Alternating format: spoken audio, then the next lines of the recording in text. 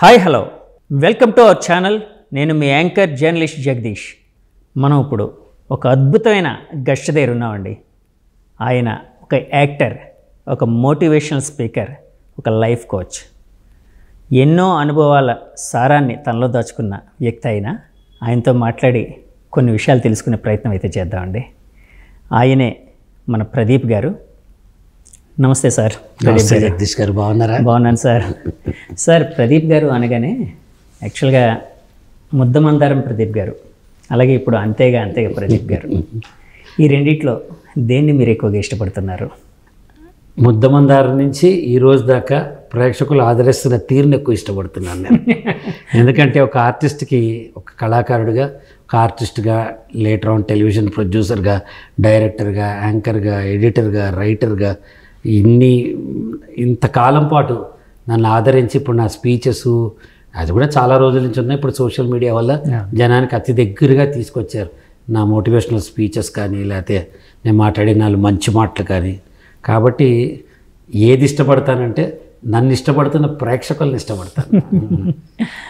Sir, యాక్చువల్గా మీ journey అనేది ఒక విచిత్రమైన జర్నీగా, అంటే నాలాంటి వాళ్ళకి, చూసిన వాళ్ళకి అనిపిస్తూ ఉంటుంది. ఎందుకంటే మీరు ఒక యాక్టర్, ఫస్ట్ యాక్టర్ అయ్యారు, తర్వాత టీవీ మీడియా అంటే సినిమా మీడియాతో పాటు టీవీ మీడియాకి వచ్చారు, ప్రోగ్రామ్ ప్రొడ్యూసర్ అయ్యారు, డైరెక్టర్ అయ్యారు, ఇప్పుడు మీరు చెప్పినట్టు ఎడిటర్ అయ్యారు, రైటర్ అయ్యారు, ఆ తర్వాత మోటివేషనల్ స్పీకర్ అయ్యారు.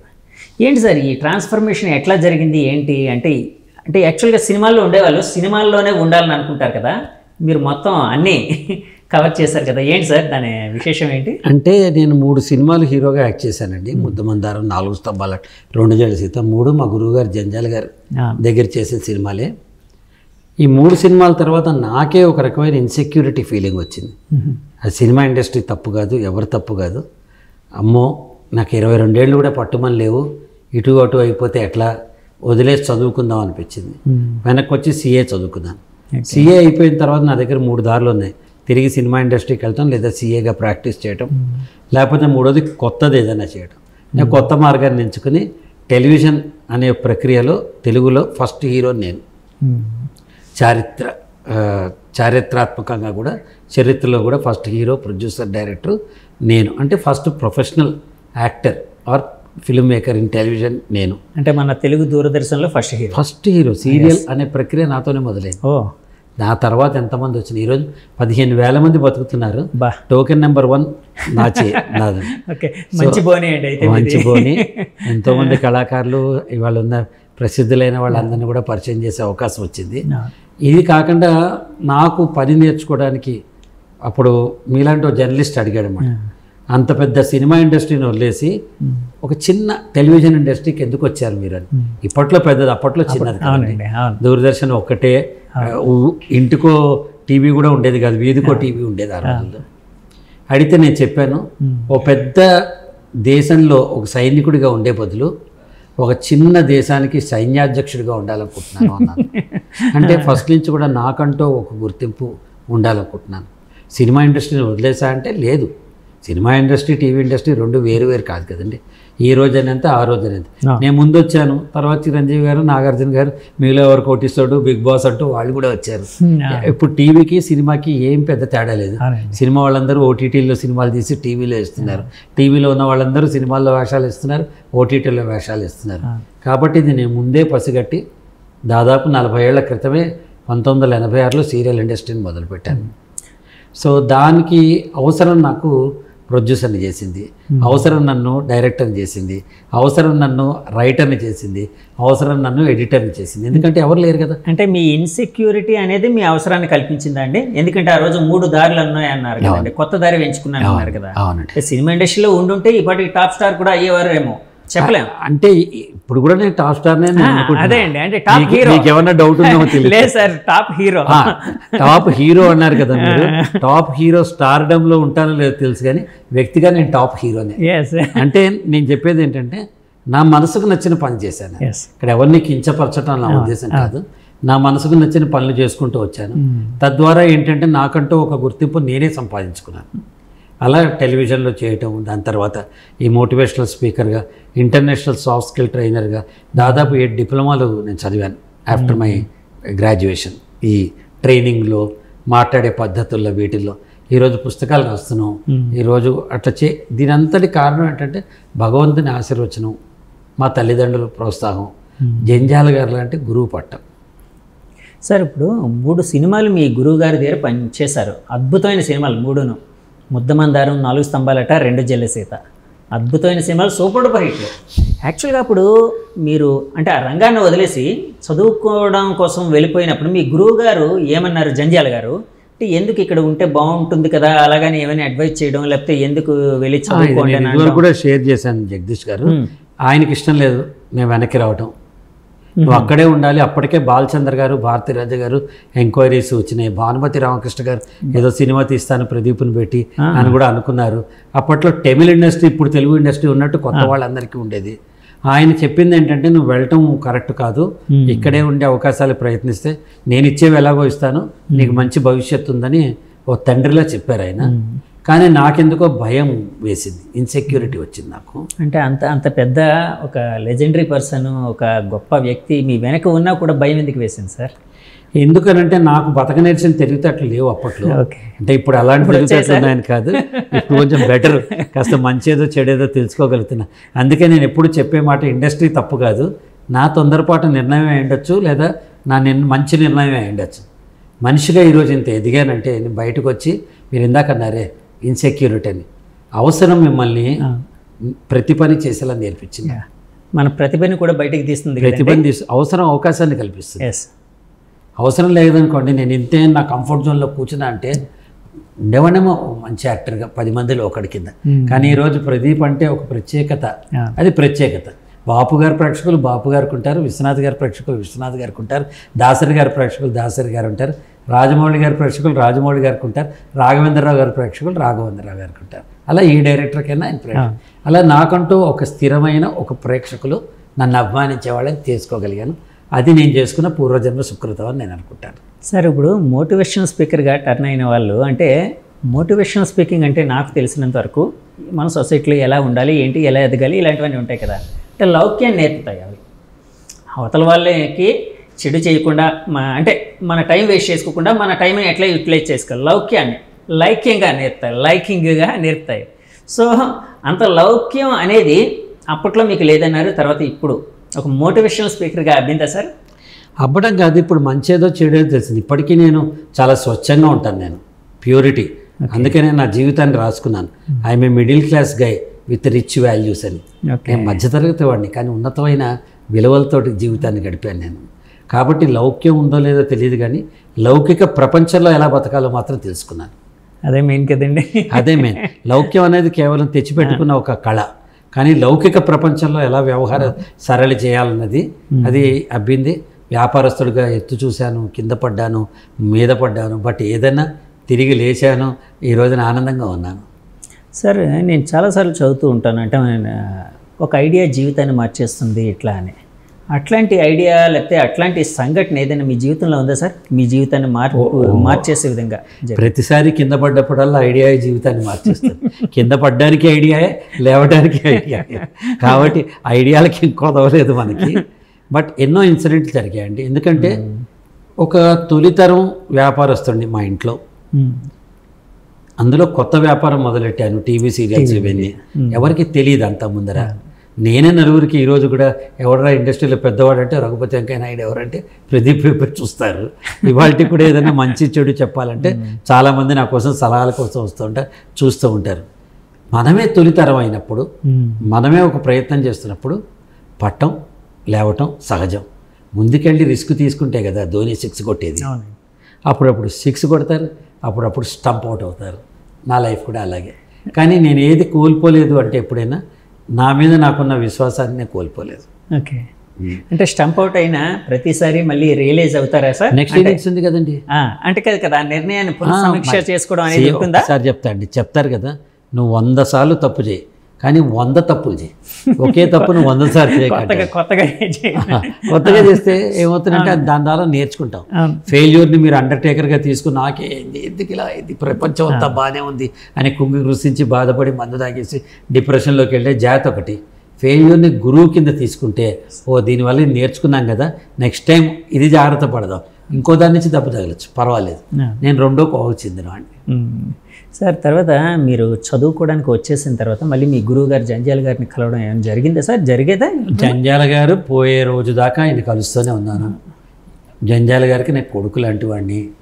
నేను వృత్తిరీత్యా ఆయన కొంత దూరమైన, నేను తీసిన ఫస్ట్ సీరియల్ బుచ్చిబాబులు జంధ్యాల గారు వచ్చి ప్రతి ఎపిసోడ్ తర్వాత కామెంటరీ చెప్పేవారు 1986-87లోనే. దాని తర్వాత దాని ఎక్స్టెన్షన్ వచ్చాక కూడా ఆయన వచ్చి చెప్పారు. నాకు ఒక టెలిఫిలిం అవకాశం వస్తే నేను ఒక టెలిఫిలిం డైరెక్ట్ చేస్తూ, రెండోది అవకాశం వస్తే మా గురువు గారిని రిక్వెస్ట్ చేశాను. ఆయన బిజీగా ఉన్న రోజుల్లో వచ్చి సంధ్యారాగంలో శంకరావు అనే నాటకం, ఆయన రాసిన నాటకమే దూరదర్శన్లో టెలిఫిల్మ్గా, నేను ప్రొడ్యూసర్గా, ఆయన డైరెక్టర్గా కూడా చేశారు. గురుదక్షిణ ఎలా తీర్చుకున్నారా? అదే గురుదక్షిణ. గురుదక్షిణ లేదండి బాబు, ఆ గురువుకి ఏమి ఇచ్చినా దక్షిణ తీర్చుకోను. ఈ మాట నేను ఒక్కడనే చెప్తే అతిశయక్తి అవుతుందేమో. నాతో పాటు ఉన్న వాళ్ళందరూ, నరేష్ గారు అవ్వచ్చు, రాజేంద్ర ప్రసాద్ గారు అవ్వచ్చు, శ్రీలక్ష్మి గారు అవ్వచ్చు, పూర్ణిమ గారు అవ్వచ్చు, తులసి గారు అవ్వచ్చు, కోట గారు, వీరభద్రరావు గారు, లిస్ట్ ఈజ్ ఎండ్లెస్, బ్రహ్మానందం గారు, అందరూ కూడా చెప్తారు ఇది. ఎందుకంటే ఆలీ ఒకసారి నన్ను ఆలీతో సరదాగా ప్రోగ్రాంలు అడిగాడు. మేము జంధ్యాల గారి పేరు మీద ప్రతి సంవత్సరం ఒక ఫంక్షన్ చేస్తూ ఉంటాం, పెద్ద ఎత్తున జంధ్యాల హాస్యోత్సవం చేస్తూ ఉంటాం. తల్లిదండ్రులనే మర్చిపోతున్న ఈ రోజుల్లో మీరు గురువుని గుర్తుపెట్టుకుని ఎందుకు చేస్తున్నారు అని అడిగాడు. నేను చెప్పాను, ఇప్పుడు అదే మీకు మళ్ళీ చెప్దాం అనుకుంటున్నాను. చెప్పండి సార్. డెఫినెట్గా. ఆకలి మీద ఉన్నవాడికి ఎవడైనా చేపల కూర పెడతాడు. నా గురువు నాకు చేపలు పట్టడం నేర్పించాడు, ఆకలి అన్నది ఎరక్కండా చేశాడు అని. అద్భుతం. అంటే ఎలా ఉండాలి, ఎలా డైరెక్ట్ చేయాలి, ఎలా నుంచోవాలి, ఎలా మాట్లాడాలి, క్లోజ్ షాట్లోనే నటన ఎలా ఉండాలి, లాంగ్ షాట్, ఇవన్నీ ఆయన మాకు చేసేటప్పుడే నేర్పించారు. అందరికీ, నా ఒక్కడికే అని చెప్పట్లేదు. జంధ్యాల స్కూల్లో గ్రాడ్యుయేట్ అయిన తొలి గ్రాడ్యుయేట్ నేను. నా తర్వాత ఎంతోమంది ఉన్నారు. డాక్టరేట్ కూడా పుచ్చుకున్నారు. ఎందుకంటే ఆయన నుంచి దర్శకత్వం, రచన ఇవన్నీ తీసుకోవటం, ముఖ్యంగా సెట్ మీద నడవడక ఎలా ఉండాలి, ఎలా మాట్లాడాలి, డైలాగ్ మాడ్యులేషన్ ఎలా ఉండాలి, ఇవన్నీ కూడా జంధ్యాల గారే నేర్పించాం. 4 స్తంభాలట్లో ఒక సీన్ ఉంటుంది. రోహిణి నా చెల్లెల వేషం, ఎందుకు నువ్వు పూర్ణిమని చేసుకుంటున్నావు అని అడుగుతుంది అనమాట. అడిగితే ఈ చుట్టూ అమ్మాయి తులసి మొక్కమ్మ, చుట్టూ అంతా కంచె లేకుండా ఉంటే ఎవరైనా తొక్కేయచ్చు, అందుకని నేను కంచెన అవుదాం అనుకుంటున్నాను అని చెప్పి ఒక మంచి డైలాగ్ ఉన్న సీన్ ఉంటుంది. ఆ సీను చాలా అన్నా చెల్లెల మధ్య చాలా ఆత్మీయంగా ఉండే సీన్. ఇద్దరు కూర్చుంటారు ఆశ్రమంలో, మన లాసన్స్ వేలో ఆశ్రమం, శాంతి ఆశ్రమం, కూర్చుంటారు ఇద్దరు. ఒకళ్ళొకళ్ళు చూస్తూ జస్ట్ క్లోజప్లు, ఓవర్ షోల్డర్ షాట్స్ మాత్రమే. నేను తొందరలో ఆవేశంలో డైలాగ్ చెప్తున్నప్పుడు స్పీడ్ అయిపోయింది నాకు. ప్రదీప్ మెల్లగా మెల్లగా, టేక్ యువర్ ఓన్ టైం, మెల్లగా అని ఆయన చెప్పిన గొంతు 1982 ఏప్రిల్లో అయింది షూటింగు. ఇవాళ కూడా నా చెవిలో ఇప్పుడు కూడా నేను మీతో మాట్లాడుతుంటే స్పీడ్ అయిపోతే నాకు ప్రదీప్ మెల్లగా మెల్లగా నా గురువు గొంతు వినిపిస్తుంది. ఇంతకంటే గురువు ఏం ఇస్తాడు చెప్పండి మనకి. అంటే అట్లా గురువుని ప్రేమించడం కూడా ఒక రకమైన ఇదే సార్. అంటే అభిమానించడం, ప్రేమించడం, ఇప్పుడు కూడా ఆ గురువుని అట్లా తలుచుకుంటూ ఉండడం అనేది నిజంగా గొప్ప విషయం. 45 ఏళ్ళుగా రేపనే భయం లేని విద్యను నా గురువు నాకు ఇచ్చాడు. రేపనే భయం లేదు. అద్భుతమైన మాట అండి, అద్భుతమైన ఇది. రేపనే భయం ఎవరికి ఉండదు. ఎవరికైతే ప్రతిభ ఉంటుందో, ఎవరికైతే నైపుణ్యం ఉంటుందో, ఎవరికైతే తన మీద తనకు అనుభవం, ఒక రకమైన నమ్మకం ఉంటుందో, వాడికి రేపు పట్ల భయం ఉండదు సార్. సో నాకు ఆ భయం లేకుండా చేశాడు నా గురువు. నా మీద నాకు నమ్మకాన్ని క్రియేట్ చేశారు. సో అందుకే చెప్తాను, ఎంతోమంది ఉండొచ్చు గురువులు. విశ్వనాథ్ గారు ఎప్పుడు అనేవారు, చాలామంది పెద్ద పెద్ద వాళ్ళు ఉన్నారు, కేవీ రెడ్డి గారు, ఆదర్ సుబ్బారావు గారు, ఇంకా పెద్ద పెద్ద గురువు కంటే గొప్ప డైరెక్టర్లు ఉన్నారు చాలామంది, కానీ నీ గురువు అదృష్టవంతుడు అన్నారు ఒకసారి స్టేజ్ మీద. దేనికంటే నీలాంటి శిష్యుడు ఉండటం, ఆ గురువుని తలుచుకుని ప్రతి సంవత్సరం నువ్వు ప్రోగ్రామ్ చేయటం అని చెప్పి అన్నారన్నమాట. మరి ఆయన అటువంటి వ్యక్తి మనం రెసిప్రొకేట్ చేయబోతే ఎట్ట సార్? నేను జంధ్యాల గారి కోసం అంటే మీరు చాలాసార్లు చెప్పుంటారు, కానీ నా ద్వారా తెలుసుకునే ప్రయత్నం, అంటే నేను తెలుసుకునే ప్రయత్నం చేస్తున్నాను, నా ద్వారా ప్రేక్షకులు. సో జంధ్యాల గారు అనగానే ఒక అద్భుతమైన వ్యక్తి అండి, అద్భుతమైన టాలెంటెడ్ పర్సన్ ఆయన, మీ గురువు గారు. అంటే మాలాంటి వాళ్ళందరికీ గురువే ఆయన, అందరికి గురువులకే గురువు లాంటి వ్యక్తి. ఇప్పుడు గురూజీ అని పిలువబడుతున్న త్రివిక్రమ్ శ్రీనివాస్ గారు కూడా ఆయనే గురువు లాంటి వ్యక్తి. అదే అలాంటి వ్యక్తి. ఎవరిని 31 ఏళ్ళు వచ్చేటప్పుడు 350 సినిమాలకి రాసిన రచయితను చూపించారు ఎవరైనా? ఒకే సంవత్సరం 36 సినిమాలకు రాసిన డైలాగ్. దానికోసం మేము చాలాసార్లు నేను నా ఫ్రెండ్స్ మాట్లాడుకున్నాం సార్. 36 సినిమాలు ఏంటి సార్ ఒకే సంవత్సరంలోనే? ఎలా సార్? ఎలా నేను చూశాను కళ్ళతోటి. బా. ఆయన నేను వాళ్ళ ఇంట్లో 1 year ఉన్నా ముందర కంటే ముందు. నాకు చాలా ఆప్తులైన ఫ్యామిలీ ఫ్రెండ్ వారు. మా మావయ్యకి మేనమావకి ఆయన ఫ్రెండ్, బాబన్న గారు, మా విజయరామ్ గారు, వీళ్ళందరూ ఫ్రెండ్ ఆయన. అలా మాకు చాలా క్లోజ్ ఆయన. పాంగ్రో హోటల్లో ఒక రూమ్ ఉండేది, రంజిత్ హోటల్లో ఒక రూమ్ ఉండేది, తాజీ కోరమండల్లో ఒక రూమ్ ఉండేది, ఇక్కడ పాంగ్రో హోటల్లో ఒక రూమ్ ఉండేది, అగ్నిపూర్ సురేష్ ప్రొడక్షన్స్ వాళ్ళు ఒక దగ్గర, ఇంకో చోట సప్తపది కథ, ఇంకో చోట భారతీరాజు గారి సీతాకోచిలక, ఇంకో చోట సింగీతం శ్రీనివాసరావు గారి జయగంటలు. ఆయన గొప్పతనం చెప్పనండి. ఇన్ని రూమ్స్, ఇన్ని స్క్రిప్ట్స్ రాస్తున్నా ఏ గదిలో కూర్చుంటే ఆ సినిమా గురించి ఆలోచించి అదే రాసేవారు. అంటే ఆ మైండ్ని స్విచ్ చేసుకోవడం ఎంత గొప్ప విషయం అండి అది. సో 31 ఏళ్ళు ఆయన ముద్దమందారం డైరెక్ట్ చేసినప్పుడు, మాకంటూ 12 ఏళ్ళు పెద్ద అంతే ఆయన 11 ఏళ్ళు. 31 ఏళ్ల వ్యక్తి అప్పటికే 300 సినిమాలు పైచిలకు రాశారు. శంకరాభరణం ఆయన కళ నుంచి వచ్చింది, సాగర సంగమం ఆయన కళ నుంచి వచ్చింది, సప్తపది ఆయన కళ నుంచి వచ్చింది, ఆపద్బాంధవుడు ఆయన కళ నుంచి వచ్చింది, ఆనంద భైరవ్ ఆయన కళ నుంచి వచ్చింది, ఇటుపక్క వేటగాడు ఆయన కళ నుంచి వచ్చింది, అడవిరావుడు ఆయన కళ నుంచి వచ్చింది, విజేత ఆయన కళ నుంచి వచ్చింది, జగదేక వీరుడు అతిలోక సుందరి ఆయన కళ నుంచి వచ్చింది. మరి 2 వైపుల పాళీకి పదునున్న ఏకైక వ్యక్తి నా గురువు.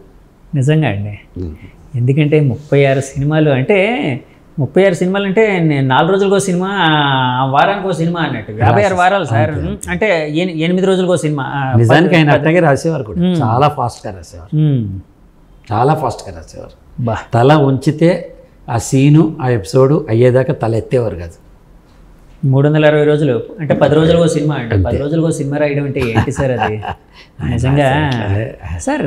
అంటే జంధ్యాల గారి కోసం చాలా తెలుసుకోవాలి, ఎందుకంటే నేను కూడా ఆయన ఫ్యాన్ని, తెలుసుకోవాలి, అందుకే ఎక్కువ అడుగుతున్నాను. ఆయన అంటే చిన్నప్పటి నుంచి నాటకాలు రాయడం, కథలు రాయడం, నవలలు రాయడం, అలా నవల రచయితగా అలా వెళ్తూ తర్వాత చెన్నై వెళ్ళారు. చెన్నైలో సినిమా రంగంలో ఒక ధృవతారలాగా వెలిగిపోయారు. ఆయన టాలెంట్ అదంతా మీలాంటి శిష్యులు ఆయనకి పరిచయం అయినప్పుడు అదంతా చూస్తూ ఉంటే ఏమనిపించేదండి? ఆయన వే ఆఫ్ వర్కింగ్ ఇదంతానా? అసలు పని రాక్షసుడండి ఆయన. ఆ వర్క్ అప్పుడు ఇంత నన్ను ప్రేమించి భార్యాభర్తలు ఇద్దరు మధ్యలో నన్ను పడుకోబెట్టుకున్నారు. అంత అల్లారు ముద్దుగా ఓ పెద్ద కొడుకులో ఎదిగాను. అవడానికి ఆయన 10-11 ఏళ్ళే పెద్ద నాకంటే. కానీ ఒక స్థానం, తండ్రి స్థానంలో ఆయన, బిడ్డ స్థానంలో నేను పెరిగాం.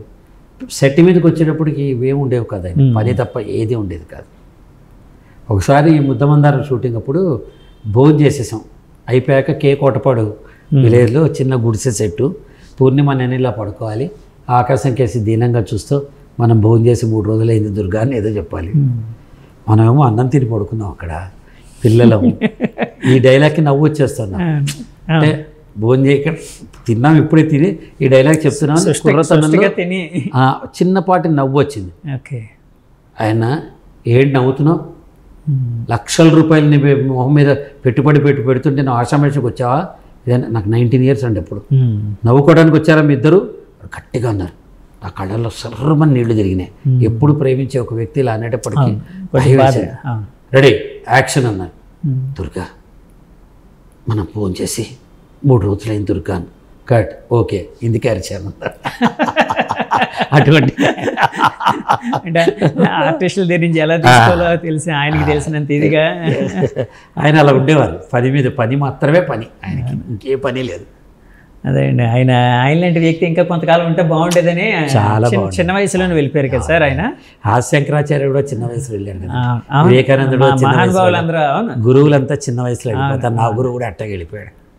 కానీ నేను వాళ్ళ పిల్లల్ని చూశానండి. లేక కలిగిన వాళ్ళ పిల్లలు 25 ఏళ్ళ తర్వాత కదండి ఆయన పిల్లలు. అవును, అక్కడ వైజాగ్లో బాపన్న గారి ఇంట్లో ఉండేవాడు. ఇక్కడ ఒక్క నిమిషం జస్ట్ మీ గురువుని తలుచుకోగానే మీకు మళ్ళీ ఆ రోజులు మీ గురువు గారు గుర్తొచ్చారు. సరే, సాహితీ సంపద ఇద్దరు వాళ్ళు కవల పిల్లలు. దాదాపు పెళ్ళైన 25 ఏళ్ళకి, అంటే తొందరగా పెళ్ళైంది ఆయనకి, పెళ్ళైన 25 ఏళ్ళకి పుట్టారు. వాళ్ళు 3-4 సంవత్సరాలు ఉన్నప్పుడే ఆయన బాడీ వదిలేసి వెళ్ళిపోయారు, దేహాన్ని వదిలేసి మా గురువుగారు వెళ్ళిపోయారు.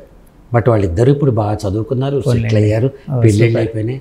మిసెస్ జంధ్యాల గారు కూడా చాలా ఆనందంగా ఉన్నారు. సార్, జంధ్యాల గారి పిల్లలు వాళ్ళు అంటే జంధ్యాల గారు చిన్నప్పుడు వాళ్ళ పిల్లలు చిన్నప్పుడు ఉండేటప్పుడు ఆయన వెళ్ళిపోవడం జరిగింది.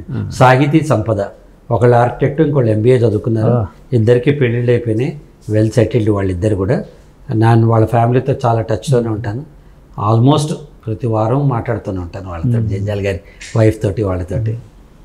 ఆయన లేరని రోడ్డు తప్ప మిగతా అంతా వాళ్ళు బ్రహ్మాండంగా ఉన్నారు.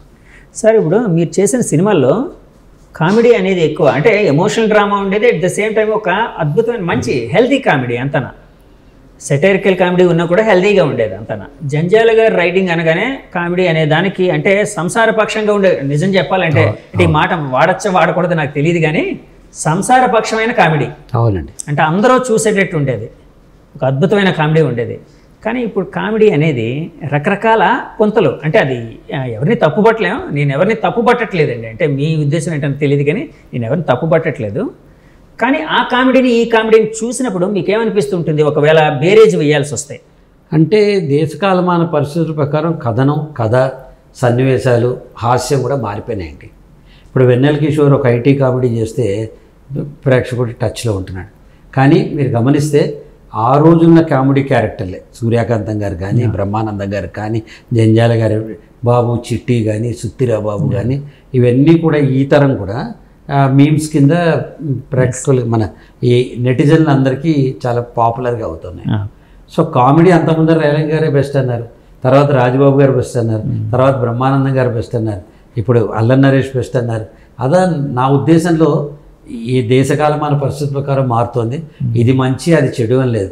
మీరు అన్నట్టు సంసారపక్షంగా హాయిగా నవ్వుకునేది ఏదైనా ఇతరులని జంధ్యాల గారు చెప్పేవారు. అన్నిటికంటే ఉత్తమమైన హాస్యం ఏంటంటే మన మీద మనం వేసుకునే జోకు అనేవారు. అంటే ఉద్దేశం ఇతరులని నొప్పించకుండా చేసే ఓ స్త్రీమూర్తులను కానీ, లేకపోతే ఓ కుంటివాడినో గుడ్డివాడినో అటువంటి వాడిని నొప్పించకుండా సరదాగా చేసేది ఏదైనా ఉంటే అది మంచి హాస్యం అని చెప్పేవారు అన్నమాట. సార్ మోటివేషనల్ స్పీకర్గా మారి ఎంతకాలం అయింది మీరు? ఆల్మోస్ట్ నా నటన అది టెలివిజన్లో నటన 1985లో నేను జోన్ ట్రైనర్ అయ్యాను. అక్కడి నుంచి 1999 దాకా నార్మల్గా ఎవరైనా పిలిస్తే వెళ్ళి మాట్లాడేవాడు. 99లో నేషనల్ ట్రైనర్ అయ్యాను. అప్పటి నుంచి దీని మీద నాకు మనసు పుట్టింది.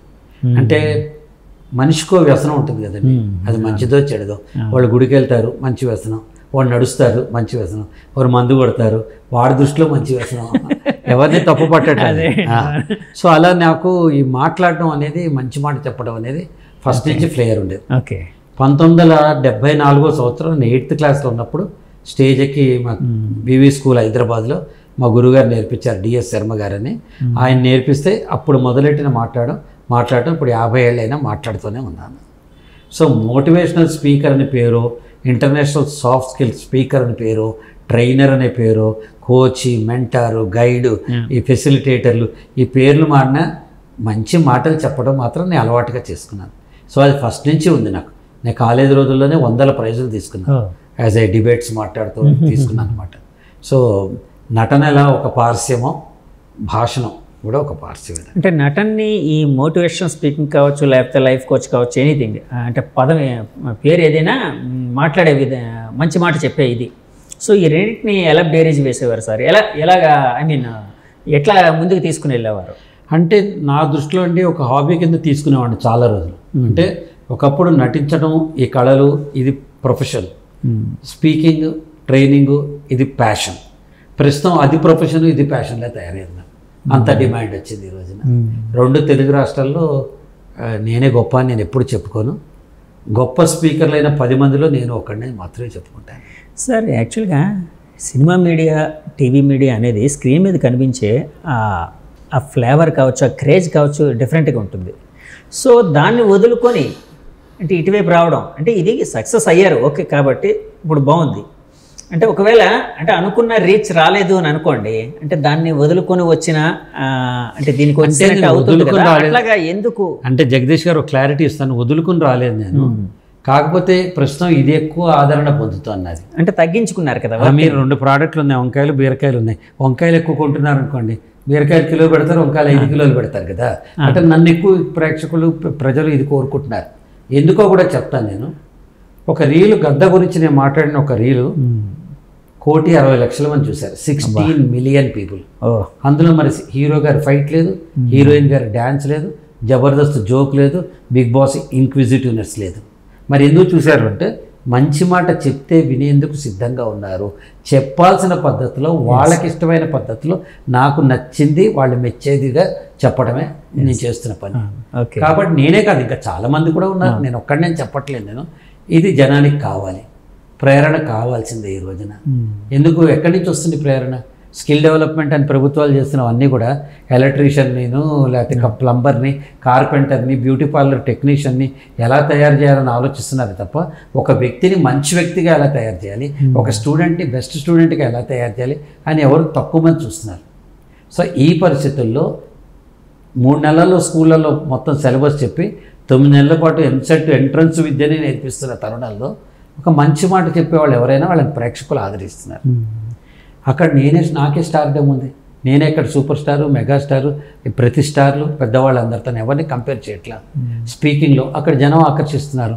కాబట్టి మంచి మాట నేను చెప్తూ ఉంటే ఆడపిల్లలు ఇలా ఉండాలి, అలా ఉండాలి, ఈ లవ్లను పడకూడదు, ఇది ఏజ్ కాదు, అవుట్ ఆఫ్ సిలబస్, మీకు 25 ఏళ్ళు వచ్చాక మీ ఇష్టం, మీ జీవితం అని నేను చెప్తున్నప్పుడు అమ్మాయిల కళ్ళల్లో కనిపించే వెలుగుంటుంది చూసారా, అది నాకు దీపావళి, బక్రీద్, క్రిస్మస్. మరి నాకు ఇష్టమైన పని నేను చేస్తున్నప్పుడు దాని మీద కొంచెం ప్రేమ ఉంటుంది. మమ్మయ్యకి నటన ఇష్టం లేదా, ఇష్టమే. డైరెక్షన్ ఇష్టం లేదా, ఇష్టమే. మీతో ఇలా మాట్లాడటం ఇష్టం లేదా, ఇష్టమే. కానీ అది చాలా ఇష్టం. అంటే నటన ద్వారా ఇంకా ఎక్కువ మందికి రీచ్ అయ్యే అవకాశం ఉంటుంది కదా, దాన్ని కొంచెం తగ్గించుకున్నారేమో అని అనుకుంటున్నాను. లేదండి, లైఫ్ ఉంటుందండి. భగవంతుడు ప్రతి అవతారానికి ఒక కారణం ఉన్నట్టు మన అవతారానికి కూడా ఒక కారణం ఉంటుంది. నటన తప్పని నేను అంటాను, నటన ద్వారా కూడా ఇప్పుడు అంతేగా చాలదా. అనిల్ రావిపూడి గారు దాన్ని నాకు జంజాల గారి తర్వాత లైఫ్ ఇచ్చిన వ్యక్తి అనిల్ రావిపూడి గారు. ఆ ఒక్క సినిమాలో ఒక్క డైలాగ్ తోటి ప్రతి ఇంట్లోనూ ప్రతి వారి నోట్లో నేను నానే అన్నది అది అలవాటు, అది అదృష్టం. ఇప్పుడు చాలామందికి ముద్దమందారం ప్రదీప్ గారు అంటే యువతరానికి అంతేగా ప్రదీప్ గారు అంటేనే ఎక్కువ తెలుస్తుంది. అదే కదా కావాల్సింది అంటున్నా నేను. ఏ వయసులో ఏ తరానికి ఆ తరం వాళ్ళతో కొంతమంది కనిపిస్తారు నాతో, సార్ మీ ముద్దమందారం చూశానండి అంట. కొంతమంది పెద్ద పెద్ద సినిమా డైరెక్టర్లు కూడా వచ్చి బుచ్చిబాబు సీరియల్ చూసేవాడిని అండి నేను చిన్నప్పుడు అని అంటారు. ఇంకోళ్ళు ఎవరో వస్తారు, మీ మోటివేషనల్ స్పీచెస్ వింటున్నారు. ఇంకోళ్ళు వస్తారు, అంతేగా ఎలా అన్నా ప్రదీప్కే కదా. అదే రకరకాల I'm enjoying my life.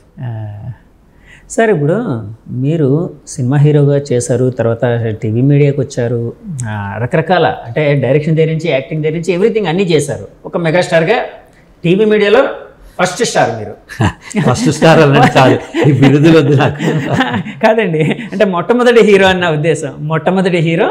So TV మీడియాలో ఒక విధంగా టీవీ మీడియాకి సంబంధించి ఇప్పుడున్న వాళ్ళలో ఎవరైనా చెప్పాలి అంటే మీరు ఒక ముందు నుంచి ఉన్న వ్యక్తి.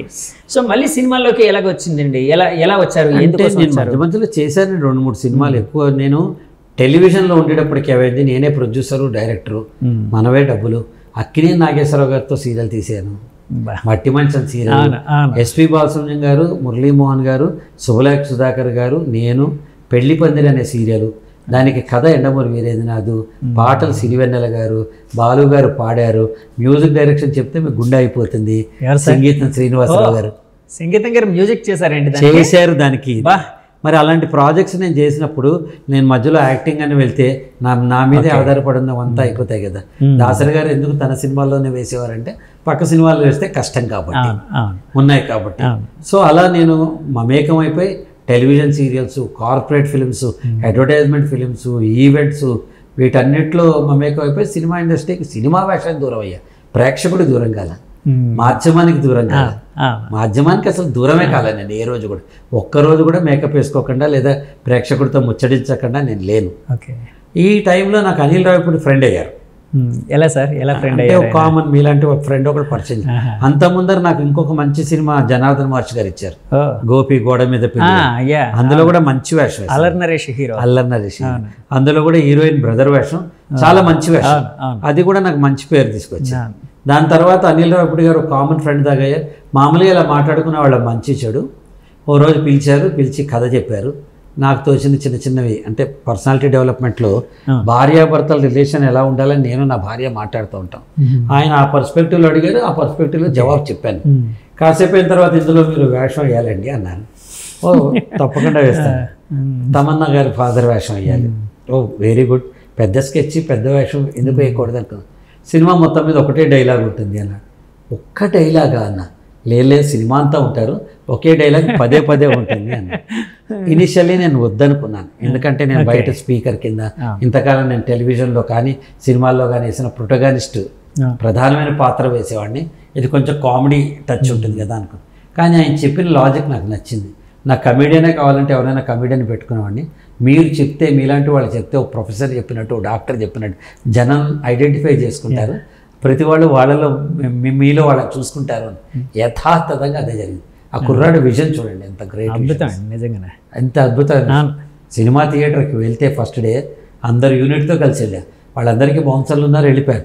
నాతో పాటు మా ఫాదర్ అప్పుడు ఉండేవారు, 89 years. మా డ్రైవర్ని మా అసిస్టెంట్ని మా ఫాదర్ని తీసుకెళ్ళండి ఫస్ట్ అని పంపించాను.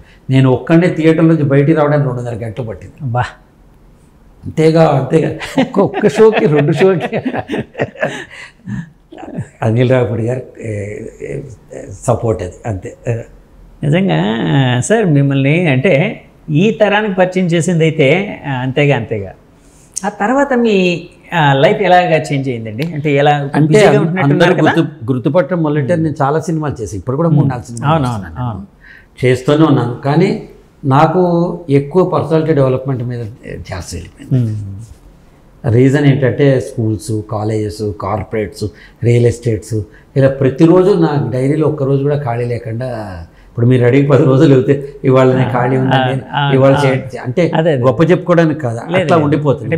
మీ స్కెడ్యూలింగ్ అనేది అట్లా ఉంటుంది. సో ఇక్కడ ఏమవుతుందంటే మనం ఒక్కళ్ళమే హీరో, ఇక్కడ వాళ్ళందరూ వెయిట్ చేస్తూ ఉంటారు.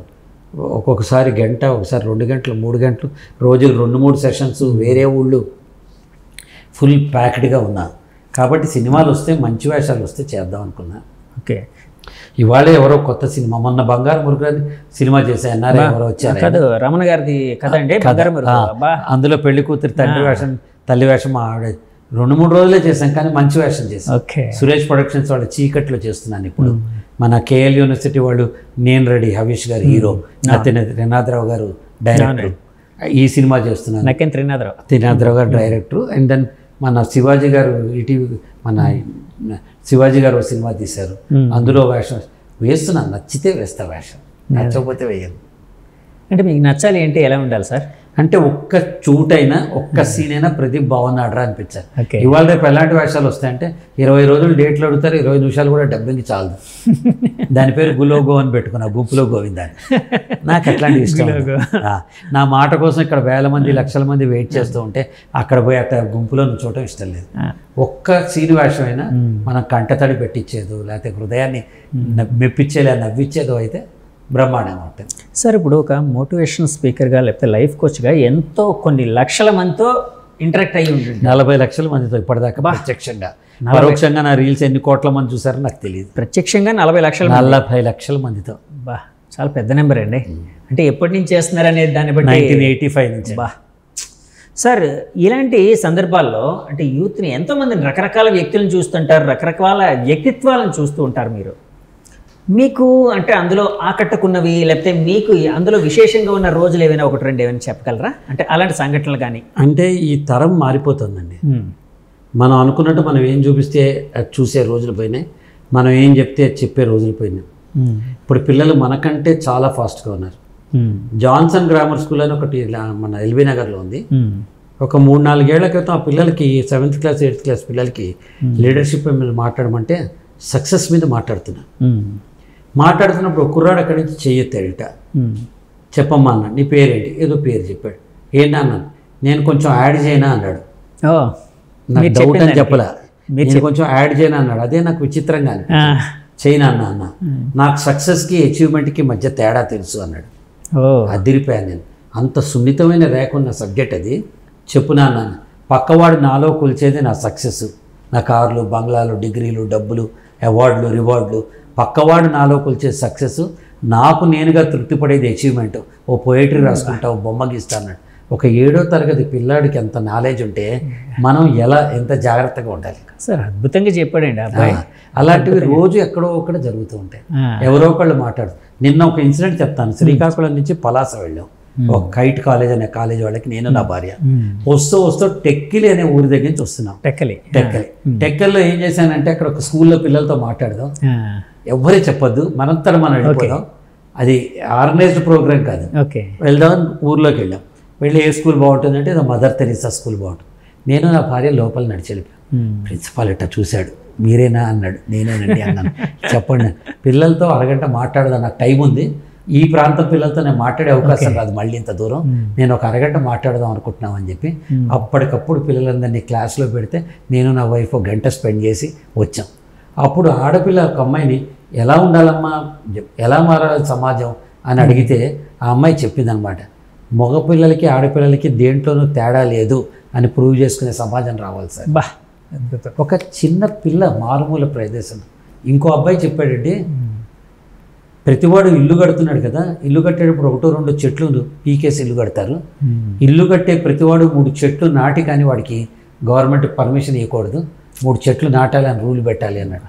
పసిపిల్లలు అంత తొందరగా ఎదుగుతున్నారండి, గొప్పగా ఆలోచిస్తున్నారు. మనం అనుకుంటున్నాం వాళ్ళకి తెలియదని, వాళ్ళకి అన్నీ తెలుసు. ఈ అందరూ ఫోన్లు వేస్ట్ వేస్ట్ వేస్ట్ అని మాట్లాడతారు. ఈ ఫోన్లోనే వాళ్ళకి ప్రపంచం ఉంది, గుడ్ కాంటెంట్ ఉంది, బ్యాడ్ కాంటెంట్ ఉంది. నేను 3 గంటలు లైబ్రరీలో చదివానని పిల్లల్ని చదవమంటే నవ్వుతారు మనం చూసి. ఇది గూగుల్ ఉంది నాన్న, ఇట్లా చూసుకో నువ్వు అని చెప్పి చెప్తారు. మారుతున్న కాలంతో పాటు మనం మారటం అనేది నేను వాళ్ళ దగ్గర నుంచి నేర్చుకున్నాను. నా కూతురు కూడా చెప్తూ ఉంటుందండి, నాకు చాలా తెలియనివి చెప్తూ ఉంటుంది. ఎందులో చూసానంటే అందులో చూసాను, గూగుల్లో చూసానంటే. అందుకే పిల్లల్ని ఇప్పుడు టీనేజర్స్ అంటలేదు సార్, స్క్రీనేజర్స్ అంటున్నారు. స్క్రీన్లు చూసే పెరుగుతున్నారు, స్క్రీన్లు చూసే పెరుగుతున్నారు. మరి అలాంటి జనరేషన్తో నేను ఒకడిని, ఈ 64 ఇయర్స్ ఇంకా నేను వెళ్ళి పిల్లలతో సమానంగా మాట్లాడి 3 గంటలు 3 వేల మందితో మాట్లాడగలుగుతున్నానంటే భగవంతుడు ఇచ్చిన శక్తి, గురువులు ఇచ్చిన అనుగ్రహం, పిల్లలతో పాటు మమేకం అయ్యే తెలివితేటలు, వాళ్ళ నుంచి నేర్చుకునే అలవాటే నన్ను యంగ్స్టర్గా పెడుతున్నాయి. సార్ ఇప్పుడు మీరు అన్నారు మొబైల్ అంటే ఇంటర్నెట్లోని నెట్లోని మన గుడ్ కంటెంట్ ఉంది, బ్యాడ్ కంటెంట్ ఉంది. అంటే మనం పిల్లలకి ఫోన్ ఇచ్చినప్పుడు అంటే కొంత భయం ఉంటుంది ఏ పేరెంట్స్కైనా, అంటే అనుకోకుండా బ్యాడ్ కంటెంట్ ఏమైనా వాళ్ళని మనసులను ఏమైనా కలుషితం చేస్తుందేమో ఇలా అని. అంటే అలాంటి వాళ్ళకి ఒక లైఫ్ కోచ్గా మీరు ఇచ్చే సలహా ఏంటి? అంటే ఫోన్ ఇవ్వడం ఇంపార్టెంట్, ఎందుకంటే వాళ్ళకి తెలియాల్సింది, మనకి తెలియనిది ఎన్నో వాళ్ళు నేర్చుకుంటున్నారు గూగుల్లో ఇంకా రకరకాల విషయాలన్నీ వెతుకుతూ. అంటే ఎలాంటి జాగ్రత్తలు తీసుకుంటే బాగుంటుంది? అంటే ఒకటండి, పిల్లలకి అవేర్నెస్ మనం క్రియేట్ చేయాలండి. ఎలా అయితే ఇంటి బయటికి పోతుంటే మన కుర్చీలోంచి లేకుండా బూచి వెళ్ళొద్దు అని వాళ్ళలో భయాన్ని ప్రవేశపెడుతున్నాం, అలా వాళ్ళ అభయాన్ని తీసుకురావాలి. ఫోన్ మంచిదే, నువ్వు చూడాలి. సెర్చ్ ఇంజిన్ ఆపరేషన్లో ఏవి చూస్తే అవే వస్తాయి, పిచ్చి చూస్తే పిచ్చి వస్తాయి, మంచి చూస్తే మంచి వస్తాయి అని పిల్లలకి అవేర్నెస్ తీసుకురావాలి. 1. 2, పిల్లల్ని వద్దు అని చెప్పకూడదు. మీ పర్యవేక్షణలో పిల్లల్ని చూడమని చెప్పాలి. పెద్దవాళ్ళు అయితే మన మాట వినరు, చిన్న పిల్లల్ని మన పర్యవేక్షణలో చూడమని చెప్పాలి. 3, ఎలా అయితే ఒక ఇన్ టైం అవుట్ టైం ఆఫీస్లో పనిచేసే వాళ్ళకు ఉంటుందో అలా వాళ్ళకి స్పష్టంగా చెప్పాలి. నీకు ఫోన్ ఇస్తున్నా, ఇప్పుడు 8 గంటల 20 నిమిషాలు అయింది, 8:35కి నీ ఫోన్ తీసుకుంటా, ఇలా అయితేనే ఫోన్ ఇస్తా, 15 నిమిషాలు నీ ఇష్టం. ఇలాంటివి మనం అలవాటు చేయాలండి. ఓకే. మారుతున్న కాలంలో సోషల్ మీడియా, డిజిటల్ డిస్ట్రప్షన్ చాలా ఇంపార్టెంట్ అయిన విషయం. దాని ప్రభావాన్ని కాదనిలేవు. అవునండి. మంచి అలాగే ఇప్పుడు నేను ఇందాక చెప్పే ఒక రీల్ చేస్తే 1,60,00,000 మంది చూసారంటే అందులో పిల్లలు కూడా ఉండుంటారు కదా, పెద్దవాళ్ళు కూడా ఉండుంటారు కదా. సో ఈ సైబర్ లాస్ ఏంటి, సైబర్ సెక్యూరిటీ ఏంటి, వాళ్ళు ఇప్పుడు ఎట్లాంటి పరిస్థితి వస్తుందంటే, మీరు మీ పాపకి, నేను మా అమ్మాయికి నాన్న వద్దు నాన్న ఇట్లా బట్టలు వేసుకోవద్దు, ఇట్లా ఉండద్దు, వాడితో వీడితో ఎవడో ఎదో ఉంటాడు ఫేస్బుక్లో, వాడు కలుస్తాడు, ఫ్రెండ్ అంటాడు, బుజ్జి తిన్నావా ఉన్నావా అంటాడు, వాడు హీరో అయిపోతున్నాడు, మనంతా విలన్ అయిపోతున్నాం. పిల్లలకి ఇది నచ్చ చెప్పాలి. ఓకే. కూర్చోబెట్టాలి. A family that talks together will walk together. ఏ కుటుంబం అయితే ఓపెన్నెస్ తోటి భావ వ్యక్తీకరణ కమ్యూనికేషన్ చేయగలుగుతుందో ఆ కుటుంబం ముందుకు వెళ్ళగలుగుతుంది. పిల్లలు పిల్లలు పిల్లలు పిల్లలు వాళ్ళకి తెలియకూడదని మాట్లాడకూడదు, అన్నీ వాళ్ళకి తెలిసేలా నచ్చ చెప్పాలి, వాళ్ళని కూడా పార్ట్ తీసుకోవాలి. అప్పుడు వాళ్ళకి ఓపెన్నెస్, ట్రాన్స్పరెన్సీలో అమ్మేం చెప్పినా నాన్నేం చెప్పినా మన మంచిగా చెప్తాడు అనే ఒక భావన కల్పించాలి మనం. అది మనమే దాచుకుని మనమే పిచ్చి వీడియోలు చూస్తుంటే పిల్లలు చూడకుండా ఎలా ఉంటారు చెప్పండి. ఎటువంటి సమాజం, తల్లిదండ్రులనే తిట్టాలి సార్, పిల్లల్ని కాదు. మీ ఇంట్లో ఎవరు ఉంటారంటే నేను, మా అమ్మ, మా నాన్న, మా అన్న, మీ తాత ఎక్స్టెండెడ్ ఫ్యామిలీ, మీ అమ్మమ్మ ఎక్స్టెండెడ్ ఫ్యామిలీ, మావయ్యలు బాబాయ్లు, మా నానమ్మ అందరూ ఎక్స్టెండెడ్ ఫ్యామిలీ. ఈ నలుగురు కలిసి ఏడుస్తారంటే ఎవడు రీల్స్ వాడు, ఎవడు రోల్స్ వాడు, ఎవడి గదిలో వాడు. దగ్గరగా ఉన్నామా, దగ్గరే ఉన్నామా, దగ్గరే కదా ఉండాలి. మన ఇద్దరం ఇక్కడ ఉండి మాట్లాడుకుంటే మనసులు దగ్గరైతే కదా మీరు అడిగిన ప్రశ్నకు నేను జవాబు చెప్పగలను. ఇది తెలియకుండా సమాజంలో ఒక రకమైన ఇది వచ్చేస్తుంది. సో సోషల్ మీడియా ఉండాలి, పిల్లలు నేర్పించాలి. పెద్దవాళ్ళు తమ హ్యాబిట్స్ని తక్కువ చేసుకుని పిల్లలు లేనప్పుడు మీ ఫోన్లు చూసుకుంటూ, పిల్లలు ఉన్నప్పుడు వాళ్ళకి ఫోన్ ఇచ్చినా పక్కన మీరు వాళ్ళు ఏం చేస్తున్నారో గమనిస్తూ, కోపడుతూ, డెడ్లైన్లు పెడుతూ వాళ్ళకి మంచివి మాత్రమే చూసి అలవాటు చేయాలి. సార్ యాక్చువల్గా పాత తరంతో పోలిస్తే ఇప్పుడు విలువలు అంటే ఇప్పుడు సమాజంలో విలువలన్నీ మారిపోయి విలువలు పోయాయని కొంతమంది కొన్నిసార్లు అంటూ ఉంటారు. సో ఈ విలువలకి సంబంధించి ఏదైనా ఒక డిస్కషన్ వస్తే అంటే మీ పెర్సెప్షన్ ఎలా ఉందండి? అంటే విలువలు అప్పుడు ఎలా ఉండేవి, ఇప్పుడు ఎలా ఉన్నాయి, ఏంటి? ఇప్పుడు ఇంకా ఎక్కువైనా. ప్రతి ఇంట్లోనూ ఒక అబ్బాయి అమ్మాయి అమెరికా వెళ్ళి వాళ్ళ అమ్మ నాన్న అక్కడ తీసుకెళ్ళి ఇక్కడ ఇల్లు కట్టించి లిఫ్ట్ పెట్టి అమ్మకు సెల్ ఫోన్ కొనిచ్చి నాన్నకి ఇవ్విచ్చి ఎలా ఉన్నావు అని అడుగుతూ ఫేస్ కాల్ చేస్తూ చూస్తూ మీరు 300 రూపాయలు పెన్షన్ వస్తే మీకు నెలకు 30,000 రూపాయలు పంపిస్తూ ఉన్నవాళ్ళు 90% మంది ఉన్నారు. సమాజం ఏంటంటే ఎప్పుడు నెగటివిటీని ప్రపంచాన్ని చూపిస్తుంది.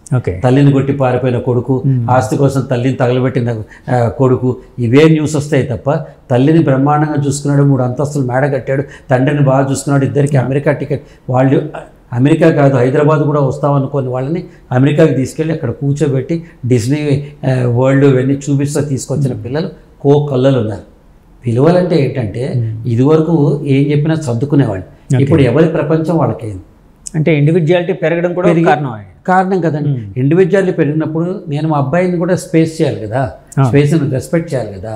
మీలాంటి వాళ్ళు ఎవరో నన్ను అడిగారు పేరెంటింగ్ అంటే ఏంటండి అని అడిగారు. నీ పని నువ్వు చేసి డిక్కీలు తొంగోవాలి, అవసరమైతే పంచర్ అయితే అప్పుడు వచ్చి పంచర్ వేసి మళ్ళీ తొంగోవాలి, ఇంత మించి ఇంకేం లేదు పేరెంటింగ్. పిల్లల్ని వాళ్ళ కాళ్ళ మీద వాళ్ళని ఎదగనివ్వాలి, వాళ్ళు తప్పు చేసిన అన్న ఇదేంటి అంటే ఇప్పుడు సలహా చెప్పాలి, లేకపోతే నోరు మూసి కూర్చోవాలి అని చెప్పాను. అంటే కాదు సార్, తప్పు చేసినప్పుడు పిల్లలకి తెలియజెప్పడం కూడా పొరపాటు అవుతుందా? తప్పంటే కాదు సార్, అంటే ఇప్పుడు యాక్చువల్గా అదే అంటే నాకు చిన్న డౌట్ అది. అంటే యాక్చువల్గా వాళ్ళ స్పేస్లోకి ఎవరి స్పేస్ వాళ్ళ పిల్లలు పరిగెత్తుతారండి, నడుస్తూ ఉంటారు, తప్పని కింద పడతారు, అయ్యో అనండి బోర్మని ఏడుస్తారు, పక్కన చూడనట్టు చేయండి, లేచి నుంచి దులుపుకొని నడిచి వెళ్తారు. మన పిల్లలు కూడా వాళ్ళని ఎక్స్పోజ్ చేయండి, కష్టానికి ఎక్స్పోజ్, వాళ్ళు కష్టపెట్టమని నేను చెప్పట్లా, కష్టానికి ఎక్స్పోజ్ చేయండి. విజయం ఏంటి అపజయం ఏంటో వాళ్ళకి తెలియాలి, కష్టం ఏంటో తెలియాలి. నువ్వు చేయని ప్రతి పని నీ కొడుకు చేత చేయిచ్చేస్తూ నేను హీరో కాలేదు కాబట్టి నా కొడుకు అవ్వాలి, నా కారు లేదు కాబట్టి నా కొడుకు ఇవ్వాలి, నేను నడిచెళ్ళా కాబట్టి నా కొడుకుని కారులో దింపాలి, ఇవన్నీ పిచ్చి భ్రమల్లో బతుకుతున్నారు.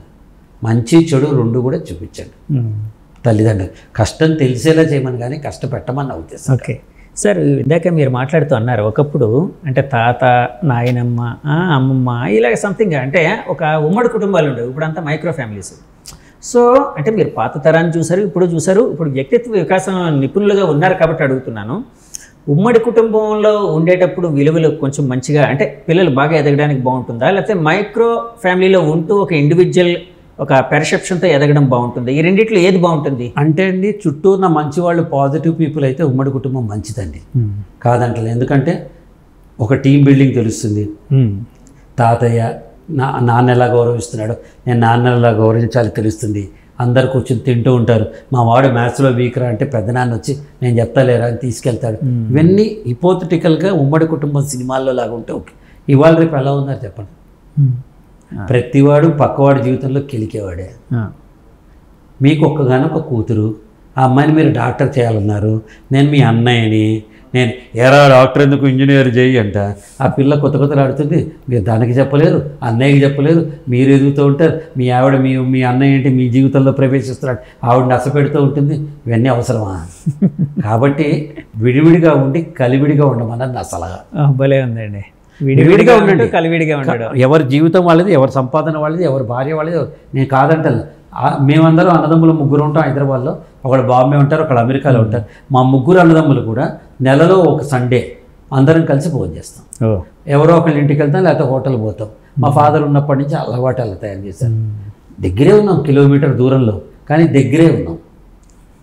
విడివిడిగా ఉండండి కానీ కలివిడిగా బతకండి. దగ్గరే ఉన్నారు, దగ్గర అయి ఉన్నారు, దగ్గరే ఉండండి కదా. కాబట్టి విడివిడిగా ఉండండి, కలివిడిగా ఉండండి. మీకు వాళ్ళకి అవసరమైతే కూతబెట్టి దూరంలో ఉండండి. ప్రతి అన్నకి, తమ్ముడికి, భార్యకి, బావమర్దికి, ఎవరైనా పిండికి మన దగ్గరగా ఉండాలి. అవును. కానీ అంత మాత్రంతో వాళ్ళకి అధికారం లేదు మన జీవితంలో ప్రవేశించేది. పిల్లలండి ఎదుగుతున్నారు, వాళ్ళకంటే వాళ్ళ భావాలు ఉంటాయి. వాళ్ళు నన్ను భరిస్తారు, నా బొకేను భరించరు. సరే, మీరు 40 లక్షల మంది పిల్లలతో ఇంటరాక్షన్ అయ్యారు అంటే అందులో పెద్దవాళ్ళు ఉంటారు, రకరకాల ఏజ్ ఉండేవాళ్ళు ఉంటారు.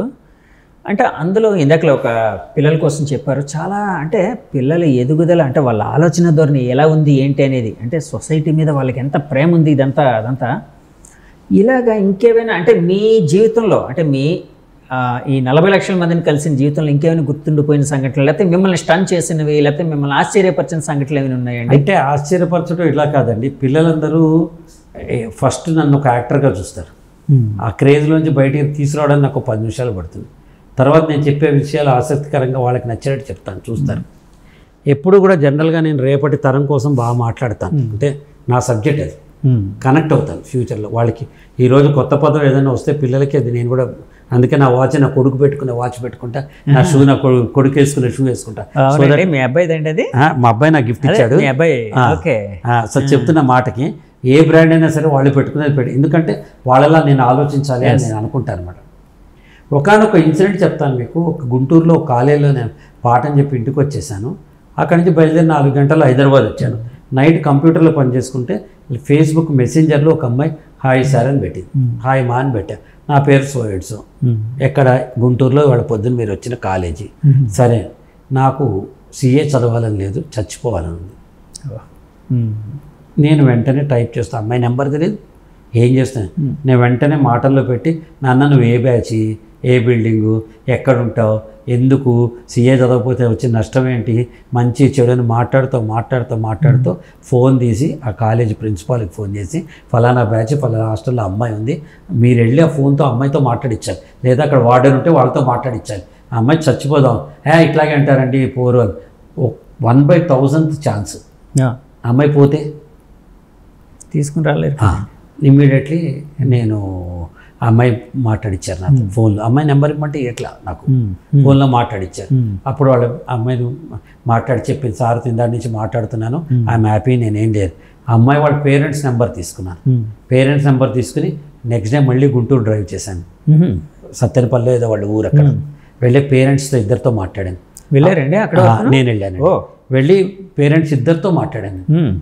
అమ్మాయికి ఇష్టం లేట, సిఏ చదవకపోతే ఏమవుతుంది, ఎంబీఏ చదువుతుంది, లేకపోతే ఇంకో క్యాటరింగ్ పెట్టుకోండి, ఏమన్నా చేస్తుంది కదా, సిఏ చదవకపోతే బలవంతంగా చచ్చిపోతా, ఇట్లా అందా సార్. అవునమ్మా అంది. అమ్మ వద్దు సార్ మా పిల్ల కావాలి రండి అన్న. వెళ్ళి కాలేజీతో మాట్లాడి అమ్మాయిని వాళ్ళ తల్లిదండ్రులతో ఇచ్చి పంపించాను నేను.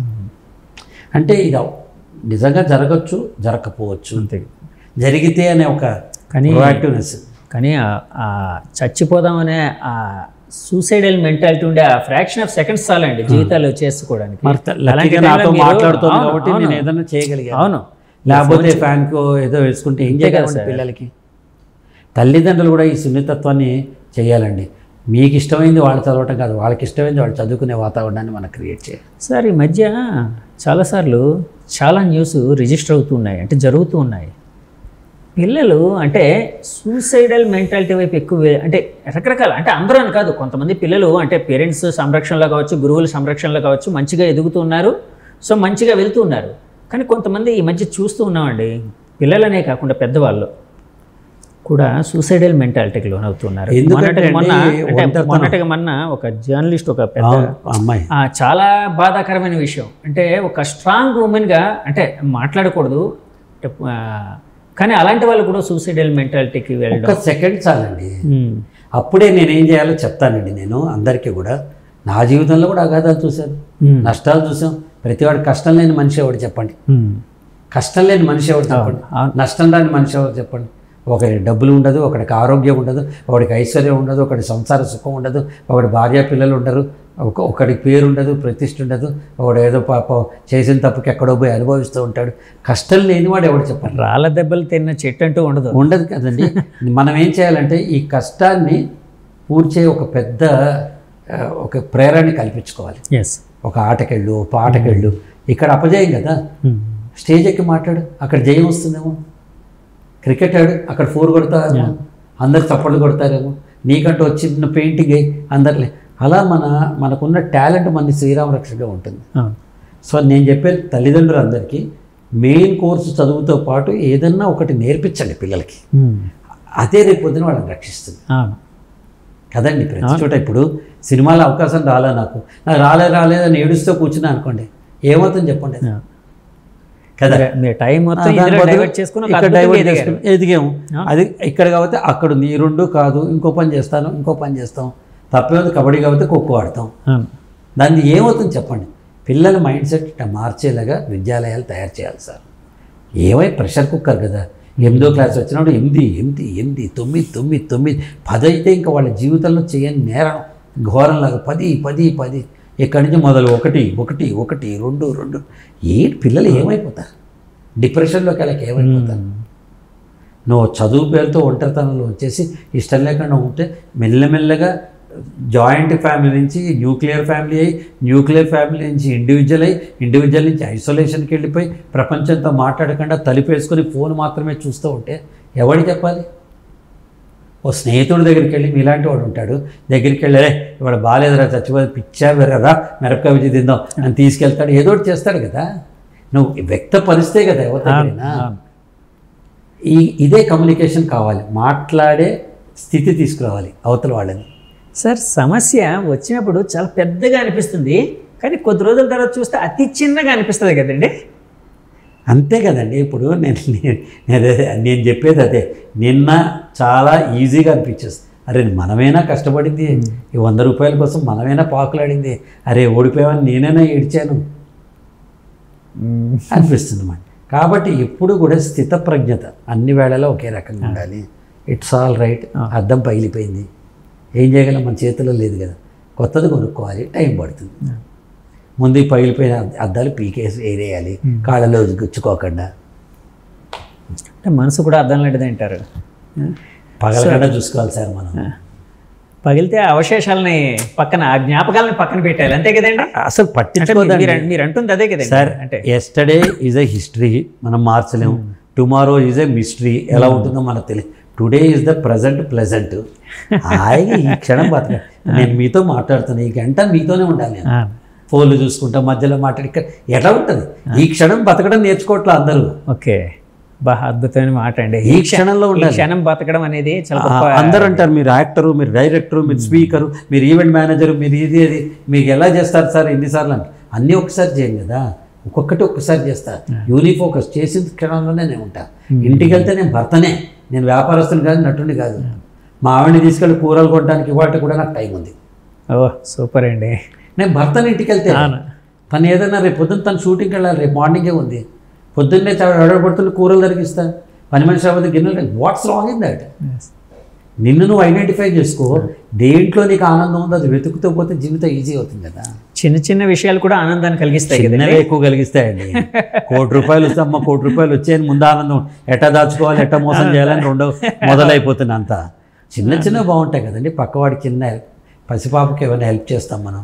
అందుకే దారిద్ర అంటే అప్పుడప్పుడు కొంతమంది మనం చూసినప్పుడు గుడిసెల దగ్గర ఇక్కడక్కడ ఉంటూ ఉంటారు కదండి, వాళ్ళకి ఎలాంటి చీకు చింత లేకుండా చాలా హాయిగా పిల్లలతో ఏదో పాటలు ఏదో చేసి, అంటే వాళ్ళకి రేపనే భయం లేదు కదా, అన్నం అనే కోరిక లేదు కదా, తినాలి అనే లేదు కదా, మోసం చేయాలనే తలంపు లేదు కదా, నాకు వచ్చిందేదో దేవుడు ఎంత ఇష్టం తింటామని నమ్మకంతో ఉంటారు కదా వాళ్ళు.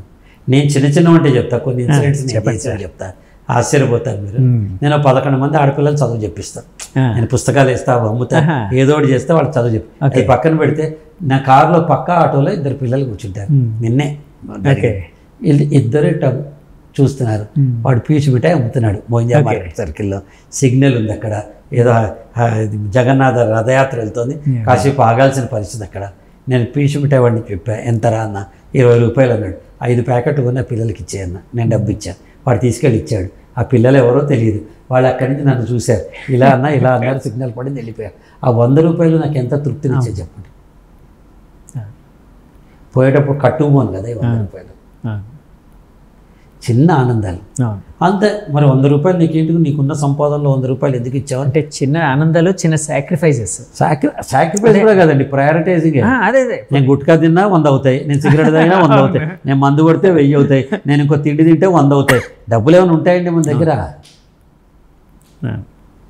చిన్నవి చేస్తే మనసుకు ఉల్లాసం వస్తుంది. ఫ్యాన్ గరగరగరగా తిరుగుతూ ఉంటుంది, 2 డ్రాప్స్ ఆయిల్ వేయండి, స్మూత్గా ఉంటుంది. ఇట్లాంటి చిన్న పనులే మన గుండెని స్మూత్ చేస్తాయి అన్నమాట.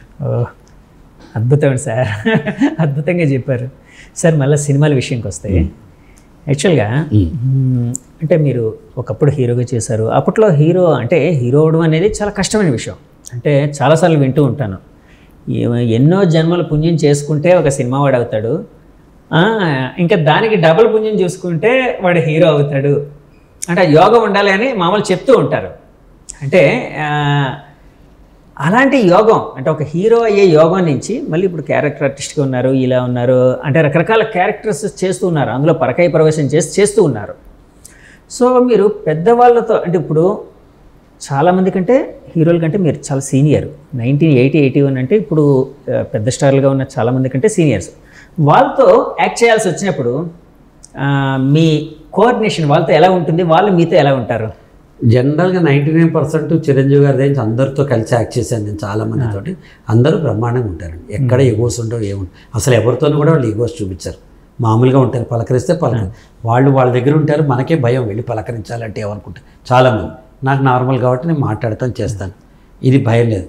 నెంబర్ 2 చెప్తానండి, ఒక చక్రంలో అన్ని స్పోక్స్ కరెక్ట్గా ఉంటేనే చక్రం ముందుకెళ్తుంది. అవునండి.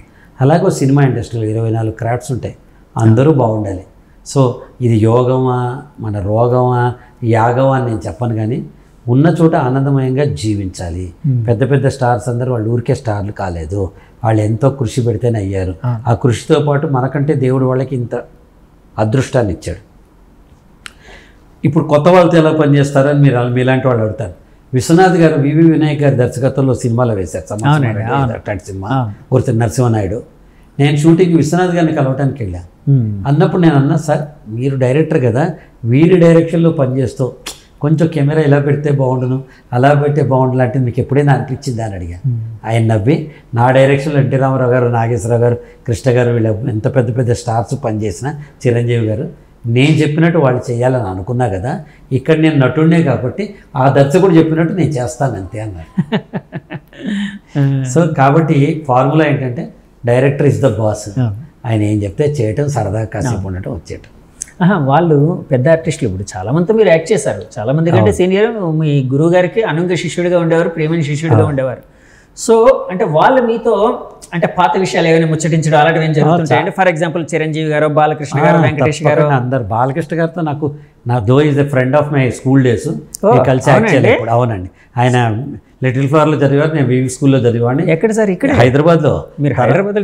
నేను హైదరాబాద్లో పుట్టి పెరిగిన ఫస్ట్ హీరో నేను వివి కాలేజ్లో చదివేవాడిని, ఆయన నిజాం కాలేజ్లో చదివాడు. కామన్ ఫ్రెండ్స్ ఉండేవాళ్ళు. దాని తర్వాత ఇండస్ట్రీకి వెళ్ళాక 2-3 సార్లు కలవటం తప్ప బాలకృష్ణ గారితో నాకు అంటే సన్నిహితంగా బాగుంది. బట్ నాగేశ్వర గారు వాళ్ళ నాగార్జున గారితో, చిరంజీవి గారితో ముందు నుంచి మంచి రిలేషన్షిప్ ఉంది. మా అమ్మాయి పెళ్ళికి కూడా వచ్చారు ఆయన, ఆయనతో కలిసి మన బోళాశంకర్లో యాక్ట్ చేశాను. ఆయనతో చాలా మంచి రిలేషన్ ఉంది. వెంకటేష్ గారితో కలిసి నటించడం జరిగింది. ఇలా పెద్ద ఆర్టిస్టులు అందరితో పరిచయాలు, కలిసి పనిచేయడం జరుగుతుంది. వాళ్ళు ఎవ్వరూ పోజులు కట్టరండి. వెరీ డౌన్ టు ఎర్త్ అండి వాళ్ళందరూ. సార్ గొప్ప వాళ్ళందరూ డౌన్ టు ఎర్త్ ఉంటారు సార్. ఈ పిచ్చి భ్రమలో మనం బతుకుతూ ఉంటాం. కాకపోతే వాళ్ళ చుట్టూ ఒక వలయం ఉంటుంది, ఉండాలి కూడా కదా. అవును, అవసరం, ఉండాలి కూడా కదా, అవసరం. లేకపోతే ఎవరు పడితే వాళ్ళు వెళ్ళి డిస్టర్బ్ చేస్తారు సార్. ఇప్పుడు ఒక నటుడు ఉంటాడండి, ఆ నటుడు ఆ పాత్రకు తగినట్టు నటించాలంటే పరకాయ ప్రవేశం చేయాలి. అక్కడ నవ్వితే ఆ పాత్ర నవ్వించాలి, ఏడిస్తే ఏడిపించాలి, ప్రేమ చూపిస్తే ప్రేమ చూపించాలి. దానికోసం కొంచెం మైండ్ కొంచెం ఫ్రీగా పెట్టుకోవాలి నటించటం. మీద పడిపోయినా మనం మాట్లాడినా వాళ్ళ స్పేస్లోకి వెళ్ళినా చిరాకు వస్తుంది వాళ్ళకి. కాబట్టి మనం కూడా నటుడే కాబట్టి అది అర్థం చేసుకుని ఎవరి స్పేస్లోకి నేను వెళ్ళను. నమస్కారం అంటే వాళ్ళు పలకరిస్తే జవాబు చెప్తా, లేకపోతే వెంకటేష్ గారు నేను మెసేజ్లు కూడా చేసుకుంటాను. ఎప్పుడో సరే ఆయన హౌ ప్రదీప్ అంటారు, ఐఎమ్ గుడ్ సార్ అని పంపిస్తాను. మంచి ఫ్రెండ్స్. చిరంజీవి గారు కూడా మంచి ఫ్రెండ్ నాకు. అఫ్కోర్స్ రాయన్ ప్రసాద్, నరేష్ అయితే మాకు చాలా ప్రాణమిత్రులు. మీరందరూ ఒకే స్కూల్, ప్రాణమిత్రులు. రాయన్ ప్రసాద్ గారిని అయితే నేను అన్నయ్య అని పిలుస్తా, నరేష్ నన్ను అన్నయ్య అని పిలుస్తారు. చాలా క్లోజ్ ఫ్రెండ్స్ మేమంతా. అది పర్వాలేదు అనుకోండి సార్. జంధ్యాల గారు అనగానే ఎంతోమంది హీరోలు, ఇప్పుడు మిమ్మల్ని, రాజేంద్ర ప్రసాద్ గారిని, నరేష్ గారిని, ఆ తర్వాత ఇలాగ ఎంతోమందిని తీసుకుని వచ్చారు. ఐ థింక్ నాకు 1998-2000లో కూడా ఆయన కొన్ని సినిమాలు ఏవో చేశారు. విచిత్రం, గజల్ శ్రీనివాస్ గారితో చేశారు. అవును, గజల్ గారితో చేశారు. అవును, ఇలాగా అంటే ఆయన కొత్త వాళ్ళని అంటే సబ్జెక్ట్కి అంటే కొత్త వాళ్ళ కోసం సబ్జెక్ట్ రాసుకునేవారా, లేకపోతే సబ్జెక్ట్ అనుకున్న తర్వాత కొత్త వాళ్ళు అయితేనే బాగుంటుందని? అలా అంటే జంజాల గారు అడిగితే ఎంత పెద్ద స్టార్ అయినా చేస్తారు. అదే ఫస్ట్ సినిమాకి నేను చెప్తా, ఫస్ట్ సినిమాకి ఆయన అప్పటికే ఎన్టీ రామారావు గారితో డ్రైవర్ రావుడు, వేటగాడు రాశారు, నాగేశ్వరరావు గారితో అందరి హీరోలతో ఆయన రాశారు. కమల్ హాసన్ గారు అయితే ఆయన ఇంటికి వచ్చేవారు. సొమ్మొక్కడిది సోకొడిది, అమావాస్య చంద్రుడు ఇవన్నీ రాశారు. కమల్ హాసన్ గారే రాశారు. ఆయన అడిగితే ఎవరైనా హీరో చేసేవారు. కానీ ఈయనకి యాజ్ ఏ డైరెక్టర్ నేను పరిపూర్ణంగా ఉండాలంటే నా టాలెంట్ కొత్త వాళ్ళతో చేయాలని చేశారు. 4 స్తంభాలాట కొత్త వాళ్ళతో, మల్లెపందిరి కొత్త, ఒక 5-6 సినిమాలు చేసిన తర్వాత ఆయన బాలకృష్ణ గారితో 2 సినిమాలు చేశారు, చిరంజీవి గారితో సినిమా చేశారు, బాబాయ్ అబ్బాయి, ఇంకా బాబాయ్ అబ్బాయి, సీతారామ కళ్యాణం, 2 చిరంజీవి గారితో సినిమా తీశారు, నాగేశ్వరరావు గారితో అమర్జీవి సినిమా తీశారు, స్టార్స్తో కూడా తీశారు. ఆయన ఎన్టీఆర్ గారిని డైరెక్ట్ చేయలేనట్టుంది కదా. అంటే ఈయన డైరెక్షన్ మొదలయ్యే టైంకి ఎన్టీ రామారావు గారు పాలిటిక్స్లో వచ్చేసారు. నాగేశ్వరరావు గారితో అమర్జీవి తీశారు. మంచి మంచి స్టార్స్తో తీశారు. తీయలేదని మనం చెప్పలేము. అందరూ మేమేపటికి ఓ స్టేజ్ దాటాక నరేష్, రాయన్ ప్రసాద్ గారు, సురేష్ వీళ్ళందరూ స్టార్స్ అవడం మొదలెట్టారు. సో ఆయన దాంతో తీశారు అట్లా. సో జంజాల గారు కంఫర్టబుల్గా ఆయన చెప్పినట్టు పాత్ర కనిపించాలి, వ్యక్తి కాదు అనేవారు. దానికి తగినటువంటి స్టార్స్తో కూడా పనిచేశారు. స్టార్స్తో కామెడీ చేయించిన ఆయనే, కమెడియన్స్ స్టార్స్ చేసిన ఆయనే. చంటబ్బాయి సినిమా అద్భుతంగా ఉంటుంది కదా సార్. చిరంజీవి గారితో ఆ కామెడీ టైమింగ్ అదంతా ఒక జంజాల గారు మళ్ళీ అలాంటి సినిమా చేయాలంటే జంజాల గారే పుట్టాలేమో అన్నట్టు అనిపిస్తుంది. అంటే అనిల్ రావుపూడి ఇలాంటి వాళ్ళు వస్తున్నారులేండి, కాదన్నో. కానీ వీళ్ళది ఒక స్కూలు. నాన్న బాగున్నంత మాత్రం కొడుకు బాగుండకూడదు. అంతే కదండి. సరే, ఇప్పుడు యాక్చువల్గా జంజాల గారు అనగానే ఆయన శిష్యులుగా ఈవీవి సత్యనారాయణ గారు ఉండేవారు. ఆయన చాలా గొప్ప డైరెక్టర్ అయ్యారు. ఆయన సినిమాలో మీరు ఎందుకు సార్ ఎక్కువ కనిపించలేదు? ఆ టైంలో సత్యన్ నాకు మంచి ఫ్రెండే అండి. మేము కలిసి చాలాసార్లు కలిసేవాళ్ళం. అయితే ఏంటంటే ఆ టైంలో నేను టెలివిజన్లో 1986 నుంచి 2006 వరకు 20 ఏళ్ళు నేను సూర్యుని చూడకుండా పనిచేశాను. TV serials, telefilms, corporate films, advertisement films, public issue films. ఒకే రోజున నేదురుమల్లి జనార్దన్ రెడ్డి గారు ముఖ్యమంత్రి గారు, ఎన్టీ రామారావు గారు ప్రతిపక్ష నాయకుడు, ఇద్దరు మా స్టూడియోకి వచ్చారు. వాళ్ళిద్దరికి ఫిలిమ్స్ చేశారు. చంద్రబాబు నాయుడు గారు ఫోన్ చేసేవారు నాకు, ఎన్టీ రామారావు గారు పిలుస్తున్నారు, రండి రండి ఇట్లా అని చెప్పి. అంత నేను బిజీగా ఉన్నాను. నేను నటించకపోవడానికి కారణం ఇండస్ట్రీ కాదండి, నా చాయిస్. నేను దూరంగా ఉండడానికి కారణం ఇండస్ట్రీ కాదండి, నా చాయిస్. ఇవాళ కూడా నా చాయిస్ కాదు సార్. ఈవీవి గారు, సత్యం గారు, అదే మీరు సత్యం గారు అని పిలుచుకునే ఈవీవి సత్యనారాయణ గారు అంటే మీకు బాగా క్లోజ్గా ఉండేవారు కదా. ఆయన ఎప్పుడు ఇనిషియేట్ చేయలేదా, అంటే ఇన్సిస్ట్ చేయలేదా నా ఈ పలానా పాత్ర చేయండి మీరు ఇలా అని? ఆ సందర్భంగా అలా నేను ఎప్పుడు మాట్లాడా, ఏదో ఫంక్షన్లో కలిస్తే మాట్లాడటం తప్ప నా 45 ఏళ్ల సినీ జీవితంలో, యాక్టర్ లైఫ్లో నేను ఎవరిని వేషం అడగల, ఎవరితోనూ వేషం గురించి మాట్లాడలా ఇవాళ దాకా. వాళ్ళు పిలిస్తే వెళ్ళడం నచ్చితే, లేకపోతే నేనే తీసుకునేవాడిని కదండి. అవునవును. 96 సంవత్సరంలో చాణక్య అనే సీరియల్ నేను చేస్తే దూరదర్శన్కి 6 నందులు కొట్టారు. 14 నందులు టెలివిజన్లో తీసుకున్నాను ఇప్పటిదాకా. I'm happy with what I'm. ఎవరితో పోలిక లేదు, ఏ ఆశలు లేవు, మధ్యతరగతి వాడిని, అట్టాగే బతుకుతా. కానీ సార్ మీ మీద అంటే కొన్ని చూసాను ఆ మధ్య, కొన్ని ఇంటర్వ్యూలు చూసినప్పుడు వేల కోట్ల ఆస్తులు సంపాదించారని. వేల కోట్లన్నీ ఈ యూట్యూబ్లో ఎలా ఉంటాయి తెలుసు, కానీ తమ్మునేల్ ప్రదీప్ భార్య ఎవరో తెలిస్తే మీరే ఆశ్చర్యపోతారు. నేనే ఆశ్చర్యపోతాను, ఆయన నువ్వేం ఆశ్చర్య, మీరు ఎప్పుడైనా ఆశ్చర్యపోయారు సార్? అవన్నీ పిచ్చి మాట్లాడి. నేను చెప్పింది ఆ ఇంటర్వ్యూలో, ఎప్పుడైనా మట్టి మనిషి సీరియల్ తీసి ₹1 కోటి నష్టపోయాను. ₹1 కోటి నష్టపోయాయంటే ₹1 కోటి ఆస్తుంది పోగొట్టుకున్నాను, ఏదో అప్పు ఉంది తీర్చుకున్నాను, ఏదైనా అంతే తప్ప వేల కోట్లు ఉంటే నేను ఎందుకుంటాను? ఇవన్నీ భ్రమలండి. నేను మధ్యతరగతి వాడిని, ఇప్పుడు కూడా చెప్తున్నా, ఉన్నతమైన విలువలు కలిగిన మధ్యతరగతి వాడిని. సార్ నాకు ఒక చిన్న ఇది, మీరు సినిమా ఇండస్ట్రీకి వచ్చినప్పటికి 1980 ఆ సమయంలో వచ్చారు. అప్పట్లో అంటే ఇప్పుడంటే సినిమా ఇండస్ట్రీ అంటే అందరిలో సొసైటీలో ఒక రకమైన క్రేజ్ ఉంది, ఒక అవేర్నెస్ ఉంది. అంటే అప్పట్లోని సినిమాల్లోకి వెళ్తే చెడిపోతాడు, పాడైపోతాడు, పిల్లల భవిష్యత్తు పాడైపోద్ది, ఇలా కానీ తల్లిదండ్రులకు ఉండేది. మీ పేరెంట్స్ని ఎలా ఒప్పించారు? ఏం చేసేవారు? మా నాన్న కోరిక, మా ఫాదర్ పిఎన్టీలో వర్క్ చేసేవారు, నాటకాలన్నీ మాతో వేయించేవారు. మా నాన్న డ్రీమ్ నేను హీరో అవ్వాలి, కాబట్టి ఆయన ఆపే సమస్య లేదు, ఆయన ఎగిరికి అంతేసాను. మా అమ్మ కూడా ఇష్టం నేను నటులు అవ్వాలి, కానీ చెడిపోతావని మీరు చెప్పిన భయం ఉండేది అప్పట్లో. నేను మా అమ్మని అడిగాను, హీరో వేషం రాగానే వద్దురా అంది. ఎందుకమ్మా అన్న, నువ్వు చెడిపోతావు అంది. చెడిపోవడం అంటే స్మోక్ చేస్తావు, డ్రింక్ చేస్తావు, ఇవన్నీ ఉంటాయి కదా, ఆడపిల్లలు, వ్యసనాలు ఇవన్నీ ఉంటాయని. మా అమ్మకి 1981లో మాట ఇచ్చాను. ఈ రోజు దాకా ఆవిడకి మాట ఇచ్చిన ఏ పని చేయలేదు. ఇది మంచి ఇది చెడు అని చెప్పట్లేదు, ఎవరి చాయిస్ వాళ్ళది. అదే అండి, అవును. ఎవరి చాయిస్ వాళ్ళు. మీకు ఇష్టం ఉండొచ్చు నాన్ వెజ్ తింటే, నాకు ఇష్టం లేదు. మీకు ఇంకో మందు తాగడం ఇష్టం, అంతమాని నేను మంచి చెడు డిఫైన్ చేయట్లా. లేకపోతే మళ్ళీ రే ఇన్ని మంది తినగడం తప్ప, నాన్ వెజ్ తింటాం తప్ప అని పనికిరాని వాళ్ళందరూ కింద కొడుతూ ఉంటారు మళ్ళీ. కాబట్టి నేను చెప్పట్లా, నాయనలారా నా ఇష్టం నాది, ఇంతే చెప్తున్నా. క్లారిటీ చెప్పండి సార్.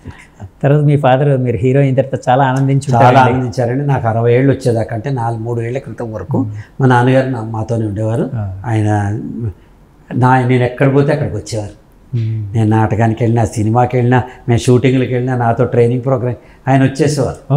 ఏ రోజు మా ఫాదర్ మాకు అడ్డం అని నేను అనుకోలే, మా బ్రదర్స్ అనుకోలే, మా భార్యలు కానీ, మా వదిళ్ళు కానీ, నా భార్య కానీ, మా వదిలు కానీ, మా మరదలు కానీ ఎవ్వరు అనుకోలే. ఆయన అలా ఉండేవాడు, ప్రేమమూర్తి అయినా అలాగే చేసేవారు. మా అమ్మ కూడా ఉన్నంతకాలం మమ్మల్ని ప్రోత్సహించింది. నాకు సినిమా కష్టాలు లేవు, ఏదో వ్యాపారంలో నష్టపోవడం తప్ప. సినిమాల్లో కష్టాలు తప్ప సినిమా కష్టాలు లేవు. అందరు చెప్పిన కాళ్ళు అరిగేలా తిరిగా ఏం జరగల. ఇంట్లో కూర్చుంటే జంజాల్ గారు హీరో చేశారు, ఏం చేయలే. అమ్మ నాన్న బ్రహ్మాండంగా పెంచారు, పెద్ద చేశారు. నాకు 60 ఏళ్ళు వచ్చా కూడా మా నాన్నగారు పోయే ముందు వద్దు ఎరా డబ్బులు ఉన్నాయా అని అమ్మంటే వాళ్ళు అడిగేవారు. అంత అలాంటి సుందరమైన జీవితం. నా వైఫ్ ఎక్స్ట్రాడినరీ హ్యూమన్ బీయింగ్. నాతో ఎప్పుడు మా కష్టంలో సుఖంలో నాతో నిలిచే వ్యక్తి ఆవిడ. చూస్తూ చెప్తున్నా, మా మామగారు, అత్తగారు, మా బ్రదర్స్, మా పిల్లలు, మా అల్లుడు, మా బియ్యంకులు ఎవ్వరూ నాకు ఏ ప్రాబ్లం లేదు. ఎందుకంటే నేను మంచోడు కాబట్టి సమాజం అంతా మంచిగా ఉంటుంది. మీకు సినిమాల్లో భార్య కష్టాలు తప్పితే రియల్ లైఫ్లో కష్టాలు ఏం లేవు. ఏమంటాయి సార్ అవన్నీ ఊరికే అంటవే కానీ ఏం కష్టాలు లేవు సార్. చిన్న చిన్నవి లేకుండా ఏ వ్యక్తి ఉంటాడు? అవునవును, ఏ వ్యక్తి ఉండడు. అప్పుడప్పుడు పడతాం, అప్పుడప్పుడు లేస్తాం. ఫుట్బాల్ ఆడుతూ ఉంటాడు, వాడు పడతాడు, లేస్తాడు, ఇంత మట్టి రాసుకుంటాడు, పరిగెత్తుతాడు, గోల్ కొడతాడు, గెలిస్తే ఎగురుతాడు, ఓడిపోతే అక్కడ ఏడుస్తాడు, ఒక చక్కడ మళ్ళీ పరిగెత్తుతాడు.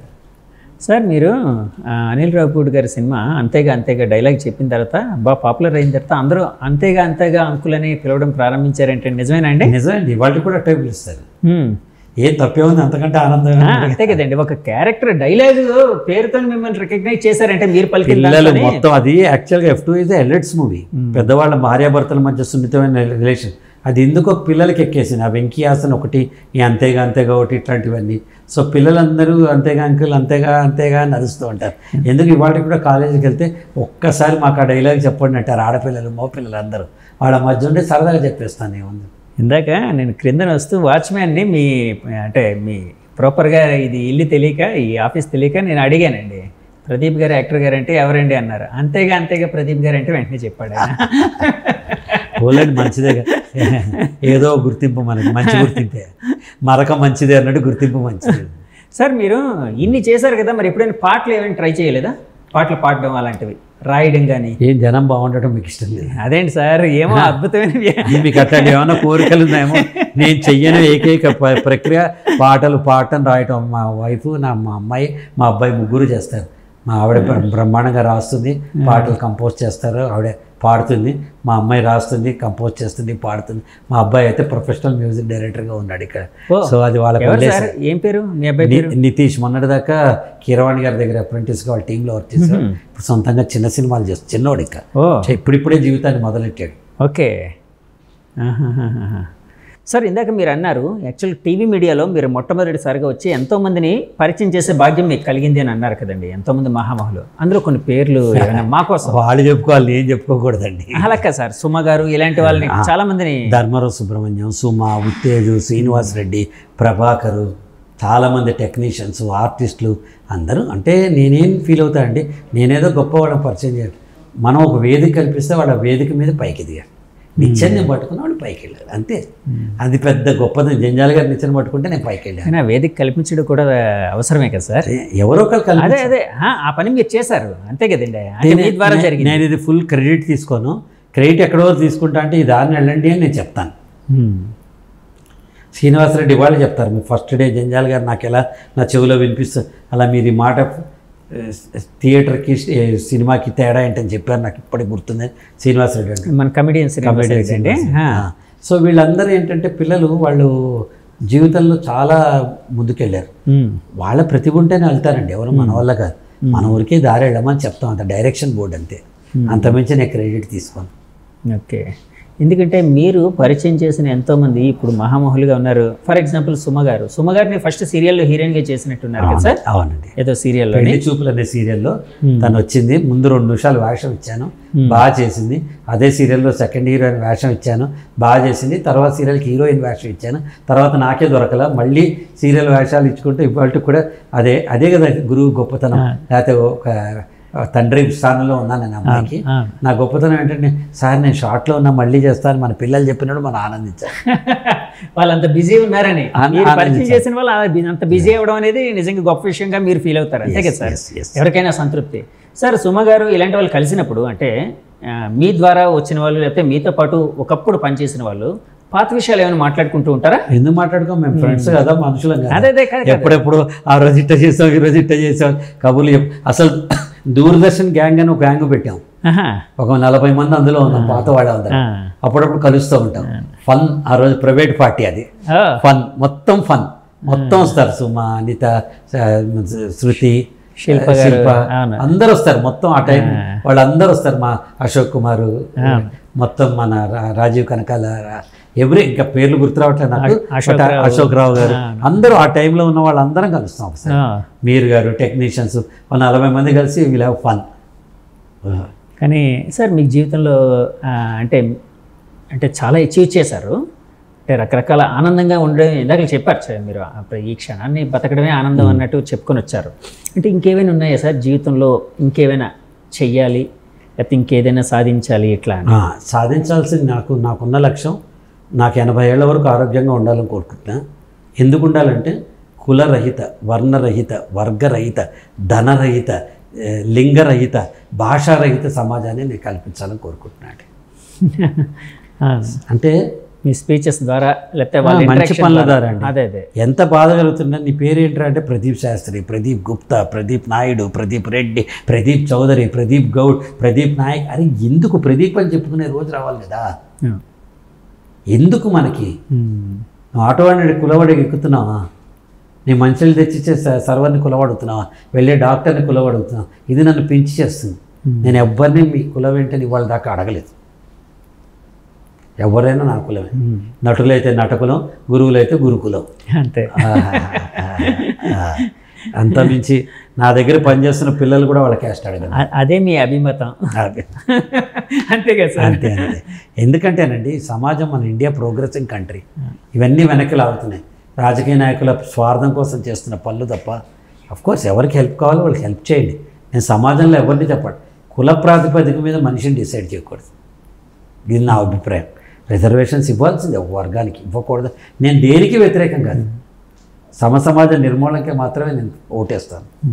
వాటిలో కొంచెం ఇవన్నీ అడ్డొస్తున్నాయి. చిరంజీవి గారిని ఈ మధ్యాహ్నం కలిసారు సార్?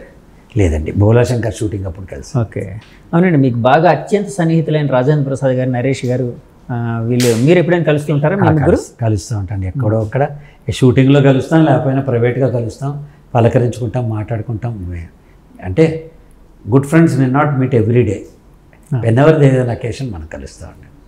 అదే గుడ్ థింగ్ సార్. అంటే ఒకప్పుడు అద్భుతమైన మెజిషియన్గా, అంటే ఒకప్పుడు అంటే ఇప్పుడు కాదండి నా ఉద్దేశం. అంటే అసలు ఇంద్రజాల ప్రదర్శన అంటే తెలియని రోజుల్లోనే ఆయన పేరు ఒక పాపులర్. బివి పట్టాభిరామ్ గారు వ్యక్తిత్వ నిపుణులుగా ఉండేవారు, మోటివేషనల్ స్పీకర్గా ఉండేవారు, ఒక మెజిషియన్గా ఉండేవారు. అలాంటి వ్యక్తి ఇందాకే అంటే పార్థివ తన దేహాన్ని వదిలేసి వెళ్ళిపోయారని తెలిసింది.